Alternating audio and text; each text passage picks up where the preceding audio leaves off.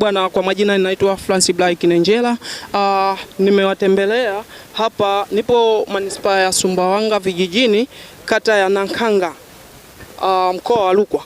Hapa tupo live, nipo na wasanii kibao ambao wamezunguka hapa. Inaonekana wapo location. Bwana, mambo vipi?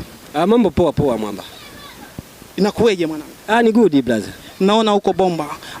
Kwa majina yako unaitwa nani? Kwa majina yangu naitwa Meshaki Petro Bakuli. Jina la maarufu nalofahamika ni Mr. Kibakuli. Mr. Kibakuli. Mr. Kibakuli. Vipi? Una changamoto gani kwenye kazi yako hii? Ndugu mtangazaji, labda niseme tu jambo moja kwamba kila kazi na changamoto haina budi kukabiliana nayo. Ili tuweze kufika malengo, kwanza lazima ukutane na changamoto mbalimbali ili uweze kupiga hatua. Sawa Mr. Kibakuli. Lakini hapa tunavyoongea kuna watazamaji wapo, mashabiki kibao. Wanasemaje? Wanasema kuna kazi ambao umeitambulisha mpya, sijaiona.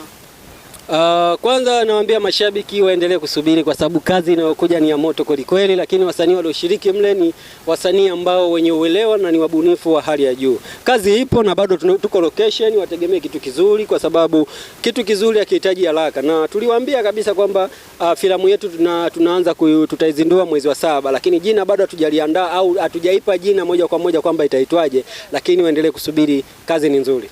Nashukuru sana Mr. Kibakuli. Asante sana.